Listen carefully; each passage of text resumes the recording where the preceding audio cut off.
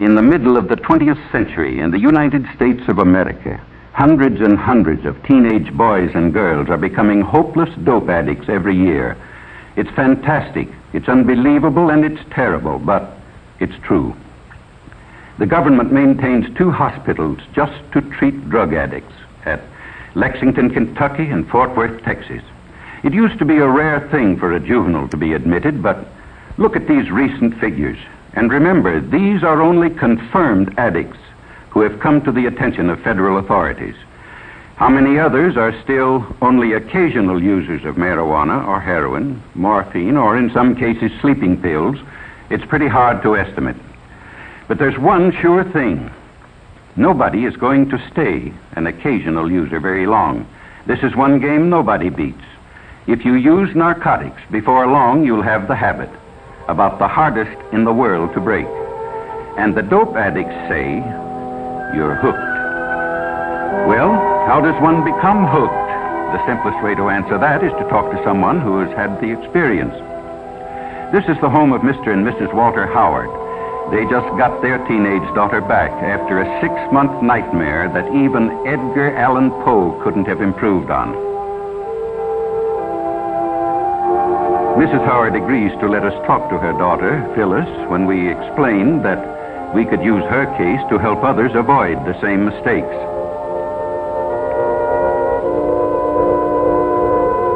This is Phyllis as she looked 6 months ago, a senior in high school, pretty as a picture. Just recently, she was released from the narcotic ward of the county jail in the custody of her parents. It's hard to believe that this girl is the same as the one in the picture, but it doesn't take long for the drug habit to make anyone over.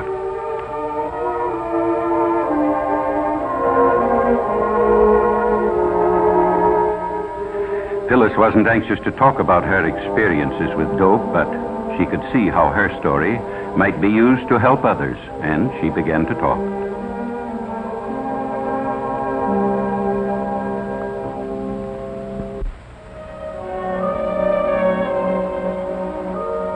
I guess I knew about reefers, that's marijuana, ever since junior high.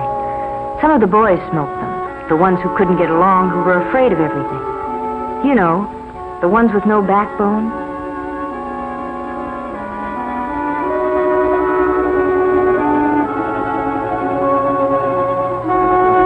In high school, my girlfriend Ann and I went around with Jim and Bob. They both smoked pot. That's jive talk for marijuana. And after a while, Ann and I got so that we did, too.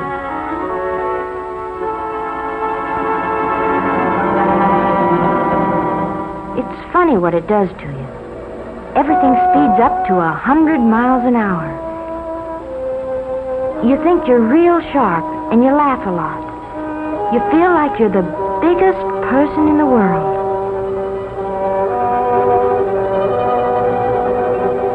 But I didn't feel so good when I came home high that night. My dad knew something was wrong, but he didn't know what. Mother was sure her daughter would never do anything bad. I'd been smoking pot for quite a while before I met Chuck. I guess he was what the newspapers call a peddler. He supplied the kids at school with whatever they wanted. Most of them used reefers like us, but some liked stronger things. There was something intriguing and different about Chuck. I guess I appealed to him in some way, too. Anyway, I found out later what it was about him. He had the heroin habit. He was hooked. Chuck and I started running around together, and one night he asked me up to his place. I knew by now he started peddling after he got the habit, so he could get H for himself. He needed a lot, because he had a big habit. You know something about hypes?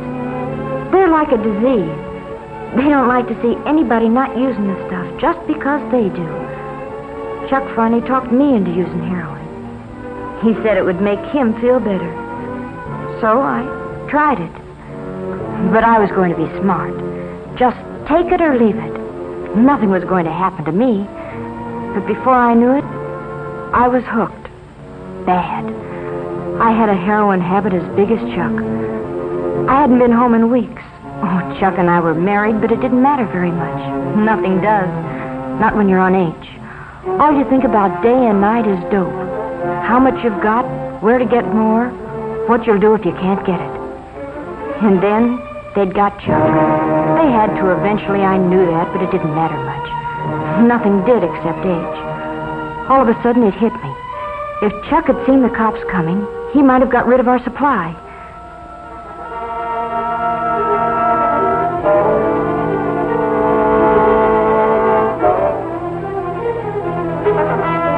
That's what happened. Chuck got rid of everything. Probably in the garbage disposal. Oh, that's a favorite trick of Hype's when they're going to be arrested. But it left me in an awful spot. I needed a fix bad. So bad I didn't care whether I lived or died.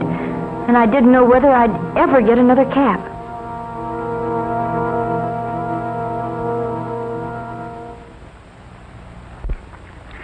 In the meantime, Phyllis's parents had nearly gone crazy. They hadn't seen or heard from their daughter in months. Mr. Howard checked every newspaper story that might by any remote chance have to do with Phyllis. But gradually their hopes died. They were almost convinced she was dead. But I wasn't dead. I tried once to kick off the habit, but I was too far gone. You know, the police say, find a heroin addict and you find a criminal, and that's just about it. If you're hooked bad, it costs about $30 a day for each. Boys get the money by stealing or swiping car parts, maybe by holdups. Girls take up street walking or do what I did, become peddlers themselves. When Chuck went to jail, I used his contacts and peddled dope myself. Sure, I knew it was wrong, but when you're hooked, you can't help yourself. They got me eventually, too, just like they did Chuck. And when I was arrested, I was almost glad. I told them I wanted help. I wanted to try and kick it off. It was horrible. 5 days, and I didn't care whether I lived or died. It feels like your skin is being torn right off you, and then you ache all over and get sick and you can't breathe. Your nose runs and you have a high fever, and then you pass out, but when you wake up, it starts all over again. 5 days. But I was lucky. I kicked it off, and I've never used dope since. Maybe what happened to me will keep it from happening to somebody else. Or I don't even want to talk about it. And all I hope is that someday I can forget it. Well, that's Phyllis's story.